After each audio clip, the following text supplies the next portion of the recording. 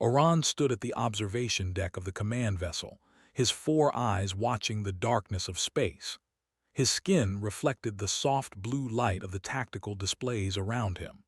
He had served the Dominion for 40 cycles, and in all that time, he had never seen a species quite like the ones they now faced. The humans. They were small creatures, soft. They had only 2 eyes and their bodies seemed fragile compared to the strong armored plates of the. When the Dominion first discovered them 3 cycles ago, the High Council had laughed. Another weak species to crush, another world to add to their empire. They had conquered 17 species before the humans. Each conquest followed the same pattern: total war, complete destruction, no survivors, no prisoners, no mercy. This was the way. This was how the strong ruled the galaxy. Oran remembered each conquest with pride. They had begged for peace, and they had burned there until the oceans boiled. They had tried to surrender, and they had hunted down every last one of them across 3 star systems. Mercy was weakness. Compassion was a flaw that nature punished with extinction. So when the tactical officer announced that a human vessel had entered the combat zone, Oran felt nothing but cold confidence. He watched the display as the human ship, designated UNS Resolute, moved toward a cruiser called the Fang of Victory. The Fang of Victory opened fire first. Plasma bolts streaked across the void, bright green against the blackness. The human ship dodged with surprising skill. Then it returned fire. Oran leaned forward. The human weapons were different. Instead of trying to destroy the cruiser completely, they seemed to target specific systems. Engines, weapons arrays, shield generators, precise, surgical. Within minutes, the Fang of Victory was drifting dead in space. Its weapons were offline. Its engines were dark, but its hull was intact. Its crew was alive. Curious, Oran muttered to himself. He made a note on his data pad. Why would the humans leave enemies alive? It made no tactical sense. Dead enemies could not fight again. Living enemies were a threat. Then something happened that Oran would remember for the rest of his life.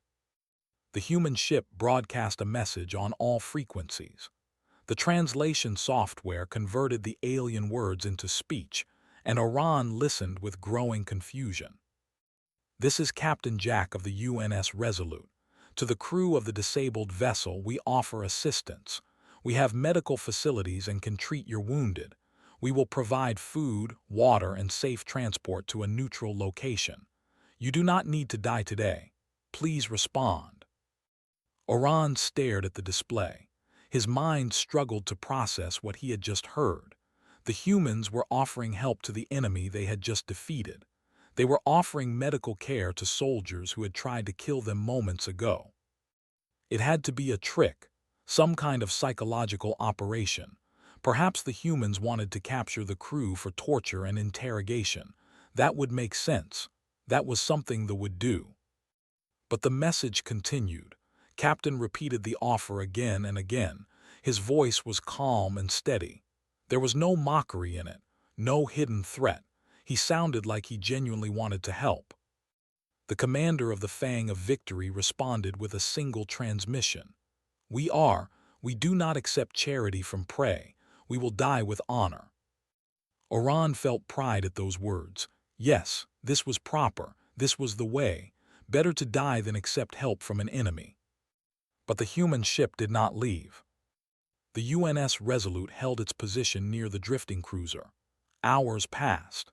The humans continued to broadcast their offer of assistance. They sent detailed information about their medical capabilities. They explained that they had compatible food and atmosphere. They promised that all prisoners would be treated with dignity and eventually returned. Oran watched in disbelief. The humans were wasting time and resources on an enemy that had refused their help. Why? What possible benefit could this bring them? On the Fang of Victory, systems began to fail. Life support was damaged in the battle. The crew had perhaps 6 hours of breathable air remaining. The humans clearly knew this. Their sensors would have detected the failing systems. Captain made one final broadcast. "We know your life support is failing. We will remain here until the end. If anyone changes their mind, we will be waiting. You do not have to die." No one from the Fang of Victory responded. Oran watched the life signs on the cruiser slowly fade over the next 5 hours. One by one, the crew of 300 soldiers died from lack of oxygen. They chose death over the shame of accepting human help. And through it all, the human ship waited. It did not leave. It did not mock.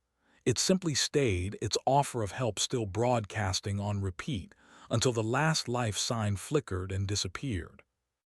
Only then did the UNS Resolute depart. Oran sat in silence for a long time after that. His fellow officers were celebrating. 300 human enemies would have died just as easily, they said. The humans had shown weakness, and weakness would lead to their defeat. But Oran was not so sure. He had studied many species before their conquest. He had learned their tactics, their psychology, their weaknesses. And in all his studies, he had never encountered anything like what he had just witnessed. The humans had shown mercy to an enemy that wanted to kill them. They had offered help knowing it would be refused. They had stayed to witness the death of those who hated them, not out of cruelty, but out of some strange form of respect. It made no sense. It violated every principle of warfare that Oran understood, and yet something about it disturbed him in a way he could not explain. He filed his report that night. Human behavior analysis. Subject species displays irrational compassion toward defeated enemies, likely a cultural weakness that can be exploited. Recommend continued standard engagement protocols. But as he lay in his sleeping chamber, Oran found himself thinking about Captain's voice. So calm, so sincere. The human had truly wanted to save those soldiers, enemies who had tried to kill him, enemies who had insulted him and his offer. Why?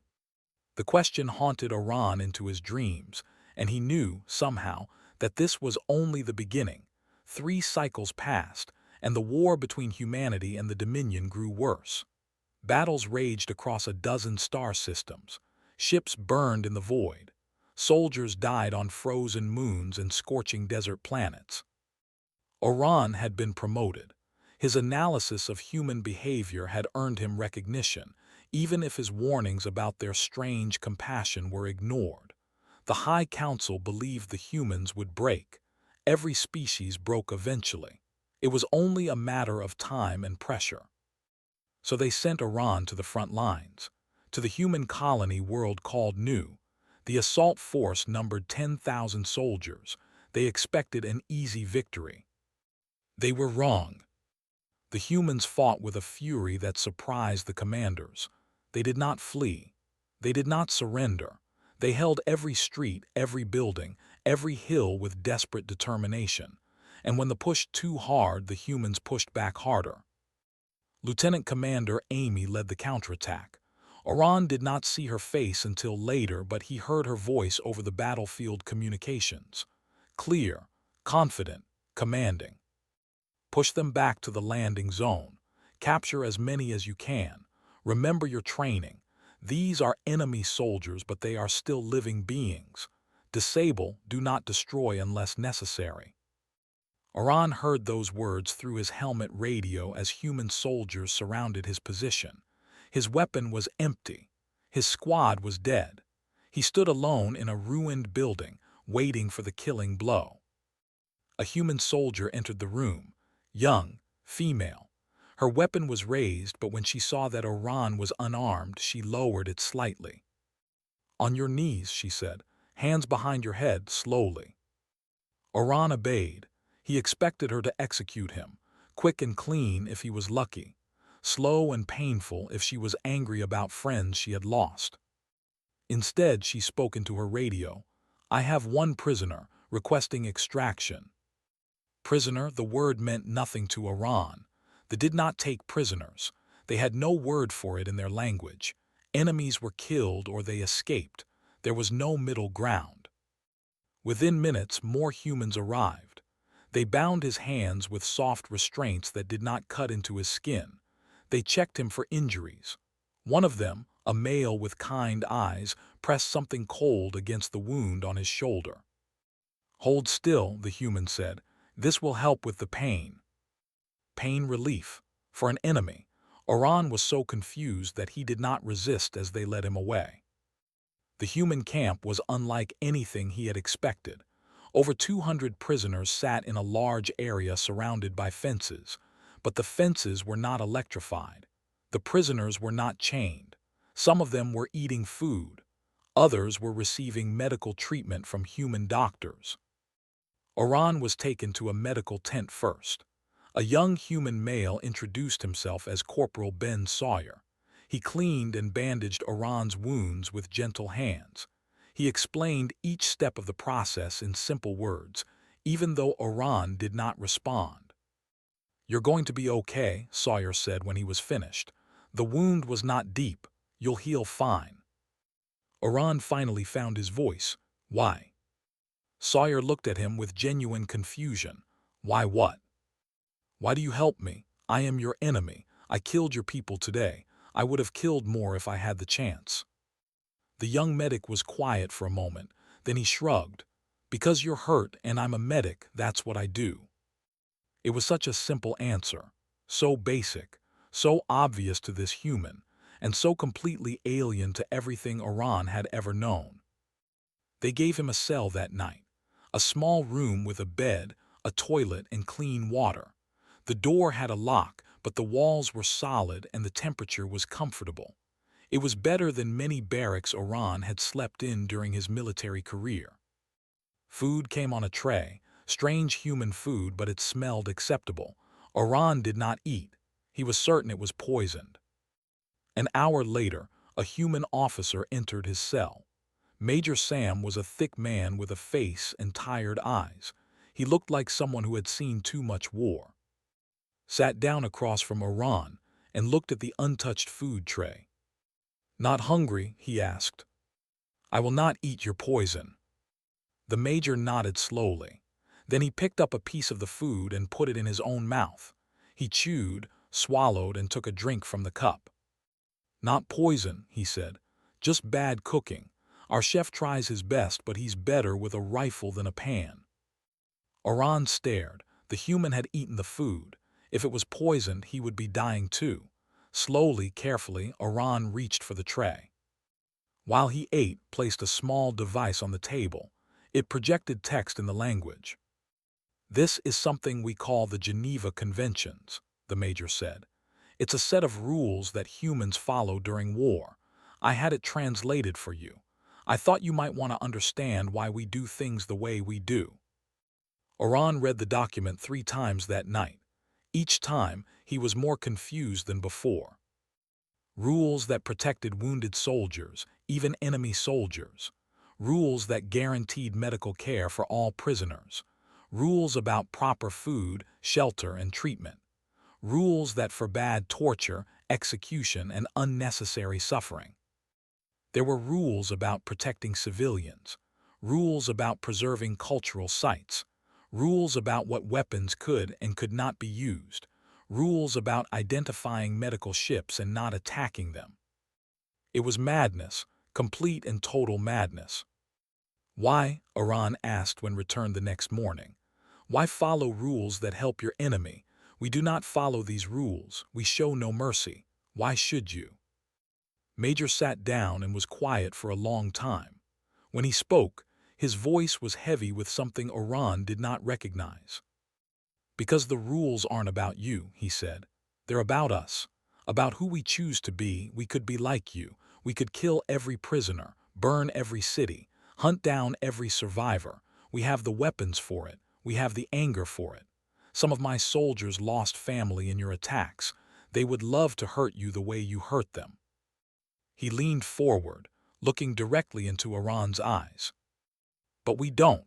Because if we did, we would lose something more important than any battle. We would lose ourselves. The rules exist to remind us that even in war, even against enemies who show no mercy, we are still human. We still have choices, and we choose to be better." Oran had no answer for that. He sat in his cell long after left, reading the Geneva Conventions again and again, trying to understand how a species could willingly limit itself in war. And slowly, for the first time in his life, he began to wonder if the way was not strength at all. Perhaps it was just easier to have no rules, and perhaps the truly difficult path was the one the humans walked. Weeks became months. Oran remained a prisoner, but his situation changed. The humans had a term for his new status, non-combatant detainee. It meant he was no longer considered a threat. It meant he was given more freedom. He could walk in the yard with other prisoners. He could read human books that had been translated into his language. He could speak with the guards and officers who watched over them. Some of them were even friendly. It was during this time that Oran witnessed something that would break his understanding of war forever. The prison station orbited a small moon far from the main battle lines, but information still reached them. News reports, military updates, and one day an announcement that made Oran's blood run cold. A hospital ship called the Mercy's Grace was traveling through contested space. Its mission was to retrieve wounded soldiers from a recent battle. The ship carried no weapons. Its hull was painted with bright red symbols that the humans called the Red Cross. According to the Geneva Conventions, these symbols meant the ship was protected. No one was supposed to attack it. The High Command saw it differently. They saw an unarmed ship moving slowly through space. They saw an easy target. They saw a chance to hurt the humans and show that their rules meant nothing. The order went out, destroy the Mercy's Grace. Oran learned about this through the human news feeds that played in the common area. He watched with growing dread as the story developed. Commander Lisa was in charge of the Mercy's Grace. She was a tall woman with hair and calm eyes. The news showed her face as she received word that 3 interceptors were moving to attack her ship. She did not turn around. She did not call for military escort. She simply continued on her course, broadcasting a message on all frequencies. This is Commander Lisa of the medical vessel Mercy's Grace. We are an unarmed hospital ship on a mission of mercy. We carry no weapons and pose no threat. We are here to help the wounded of both sides. Please do not fire. The interceptors did not respond. They continued their attack run. The human military had sent 2 fighter ships to escort the Mercy's Grace. These ships moved to intercept the attackers, but Commander ordered them to hold fire until fired upon. We will not strike first, she said. We will give them every chance to turn back. Oran watched the tactical display on the news feed. The interceptors were closing fast. The human fighters waited. The Mercy's Grace held its course. The first ship opened fire. Only then did the human fighters respond.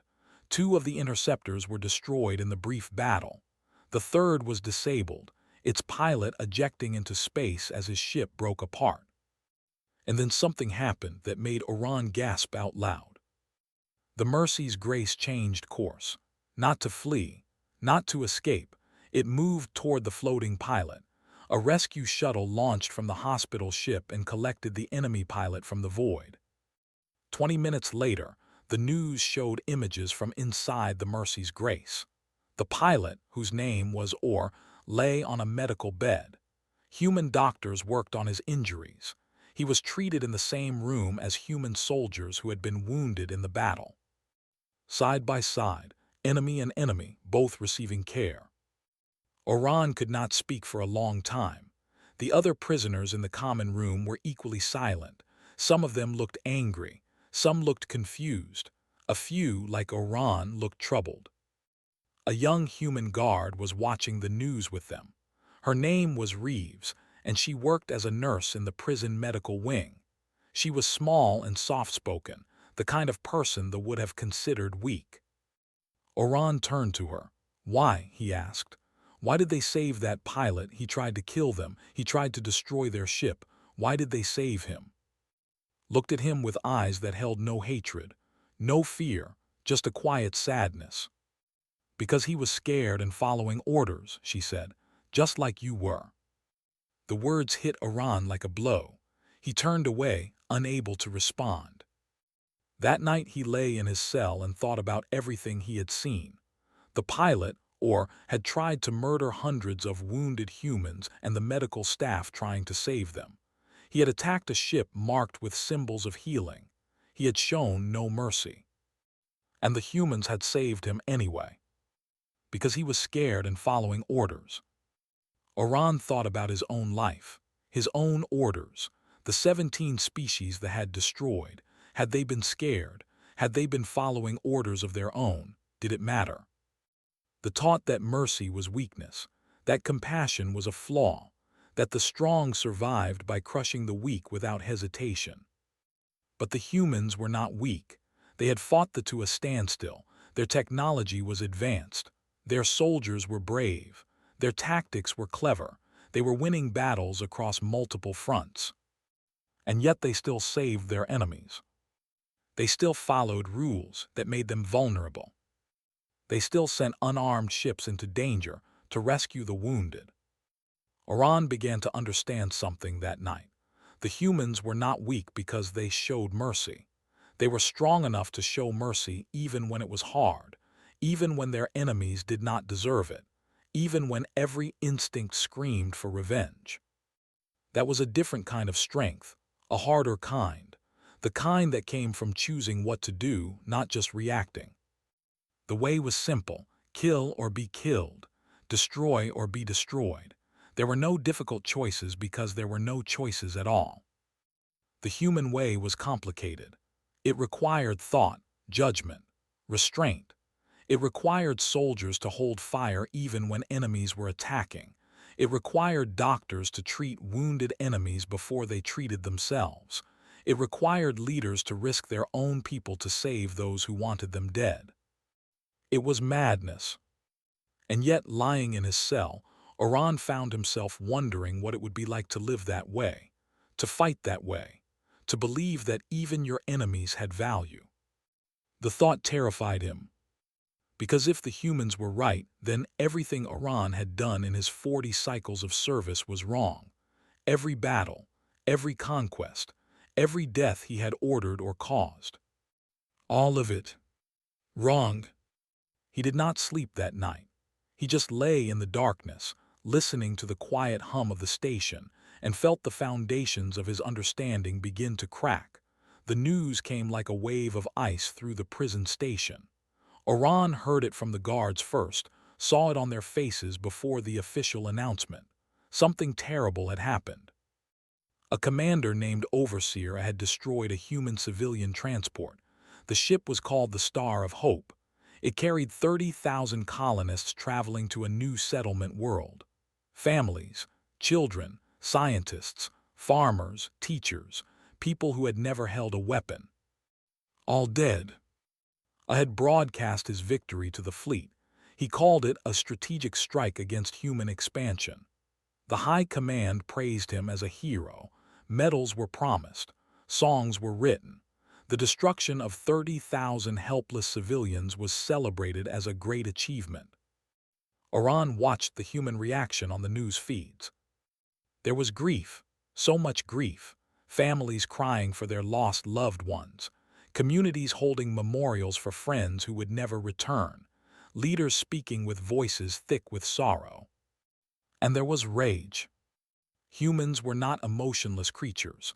They felt anger as deeply as any species. The calls for revenge were loud and desperate. Burn their worlds, some shouted. Make them pay, others demanded. Show them what happens when you murder our children. Oran understood this reaction. It was natural. It was expected. They had done far worse to far less provocation. When they had killed a single diplomat, the Dominion had responded by destroying their entire civilization. The humans had the power to do the same. Oran knew this. Their weapons could crack planets. Their fleet could reach agricultural worlds within days. They could kill billions of civilians in response. They could become everything they already were. Admiral Cole commanded the human fleet closest to space. He was an older man with a weathered face and steady hands. Oran had read about him in the prison library. Cole was a decorated veteran. He had lost friends and soldiers in this war. He had every reason to want revenge. The news showed his flagship, a massive vessel bristling with weapons, moving toward an agricultural world called Harvest Prime. This planet produced food for 3 military stations. Destroying it would cripple supply lines for months. It would also kill 8 million civilians who lived there: farmers, workers, families, children. Oran held his breath as he watched. The other prisoners watched too. They expected the destruction. They had seen humans rage. They knew what was coming. Lieutenant Chris Yates, the weapons officer on Cole's flagship, reported that all weapons were ready. The firing solution was calculated. One command and Harvest Prime would burn. Admiral Cole was silent for a long moment. The news cameras captured his face, and Oran saw something he had never seen in a commander. Doubt, struggle, pain. And then decision. "Stand down," Cole said quietly. "All weapons to cold status. We will not fire." The bridge went silent. Yates looked up from his console with wide eyes. "Sir," he asked. Cole turned to face the cameras. His voice was heavy but clear. "What happened to the Star of Hope was murder. There is no other word for it. Overseer killed 30,000 innocent people who posed no threat to anyone. He will answer for this crime. Every officer who helped him will answer for it. I promise you that." He paused and his jaw tightened. "But we will not answer atrocity with atrocity. The people on Harvest Prime are not soldiers. They are farmers and workers and families. They did not attack the Star of Hope. They did not order its destruction. They are guilty of nothing except being born." Cole's voice grew stronger. "If we destroy them, we become what we fight against. We become murderers. We become war criminals. We lose the very things that make us who we are. And I will not lead humanity down that path. Not today. Not ever." He looked directly into the camera. "To the people, your leaders have committed a terrible crime. They will face justice for it. But humanity will not punish the innocent for the sins of the guilty. We are better than that. We choose to be better than that." The broadcast ended. Oran sat in stunned silence. Around him, the other prisoners were equally quiet. Some looked relieved. Others looked confused. A few were crying, though they tried to hide it. That night, something strange happened in the prison station. Prisoners began approaching the human guards, not to fight, not to argue, to talk. "What is a war crime?" one asked. "How do your courts work?" another wondered. "Can you explain this justice system?" a third requested. The guards, surprised but willing, began to answer their questions. Books were brought. Discussions were held. Arguments broke out among the prisoners themselves, debates about whether the human way made sense, whether it was weakness or strength, whether they had been wrong all along. Oran did not join these discussions. He sat alone in his cell, thinking about Admiral Cole's face, the pain in his eyes, the struggle in his voice. It would have been so easy for Cole to give the order, so natural, so expected. The humans were hurting. They wanted revenge. They deserved revenge by any standard Oran understood. But Cole chose differently. He chose restraint. He chose mercy. He chose to spare 8 million lives that his own people wanted destroyed. Not because it was easy, because it was hard, because it was right. Oran thought about his own commanders, about who murdered 30,000 civilians and called it victory, about the High Council who celebrated the deaths of innocent people. For the first time in his life, Oran felt something he had no word for in his language. Shame. Deep, burning shame for what his people had become, for what they had always been, for the 17 species they had destroyed without thought or mercy. He looked at his hands, remembering the orders he had given, the soldiers he had commanded, the enemies he had killed without hesitation. Was he any different from a? The question haunted him through the night, and when morning came, Oran made a decision that would change the course of his life. He asked to speak with Major. "I want to help," he said quietly. "I want to understand your way, and maybe if I can, I want to help my people understand it too." Studied him for a long moment, then slowly he nodded. "That's a good start," he said. "That's a very good start. War ended not with fire but with words."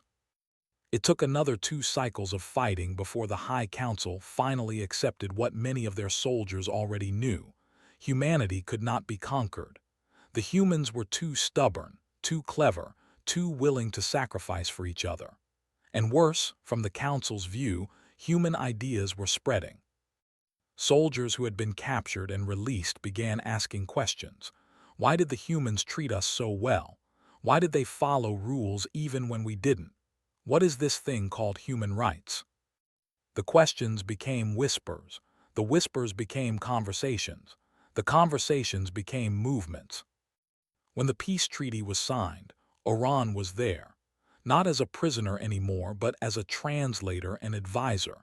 His knowledge of both species had made him valuable.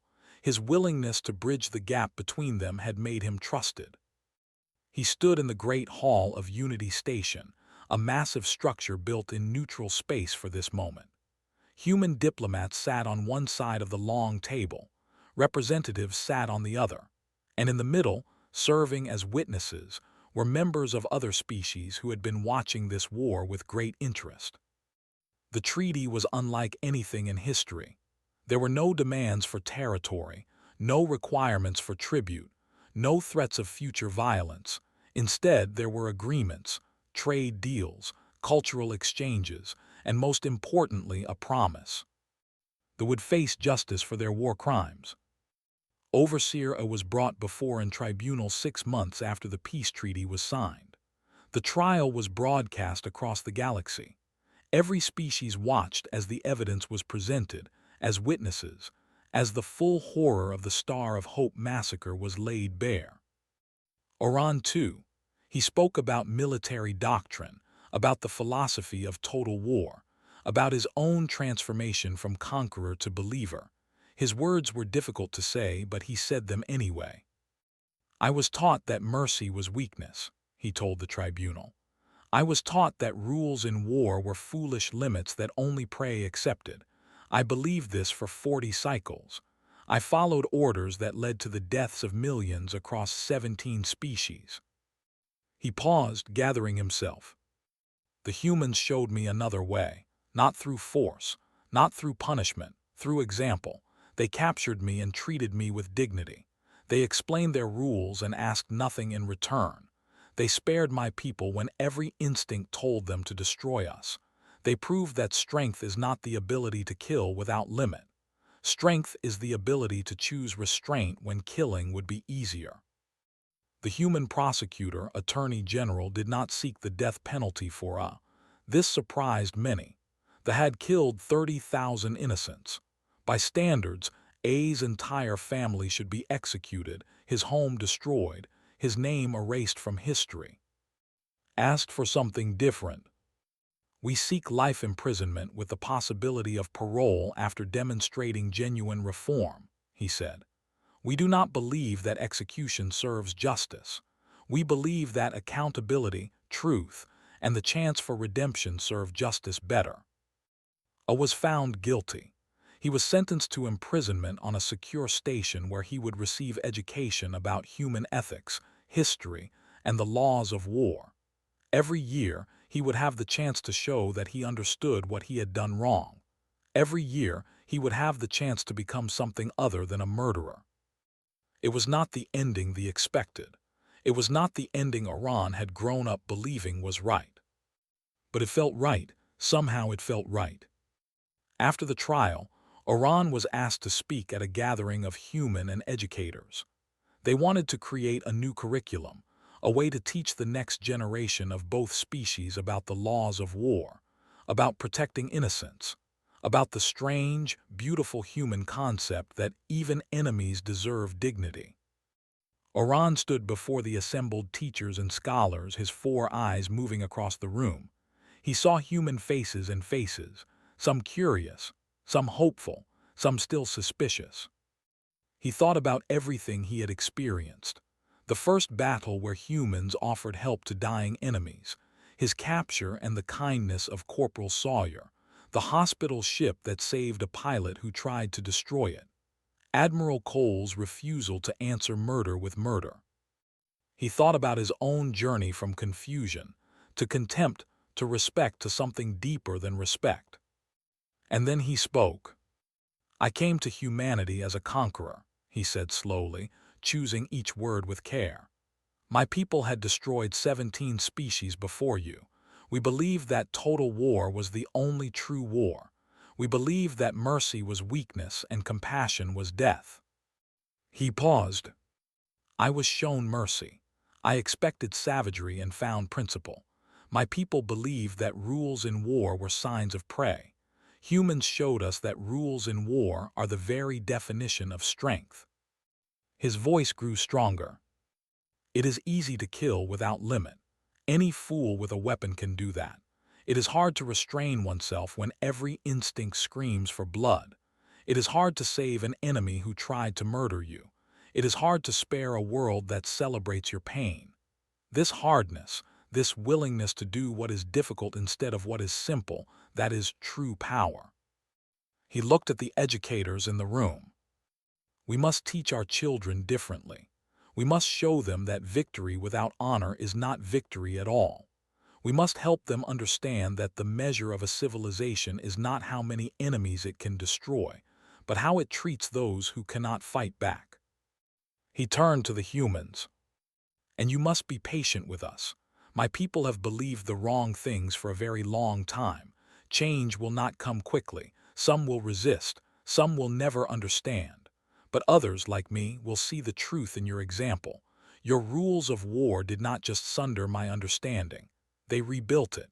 And perhaps in time they will rebuild my people too." The room was silent when he finished. Then, one by one, the humans began to applaud. Not for him, for the possibility he represented, for the hope that two species who had tried to destroy each other might instead learn from each other. Oran sat down, exhausted but peaceful. The work was just beginning. There would be setbacks, arguments, failures. Some would never accept human ideas. Some humans would never trust the.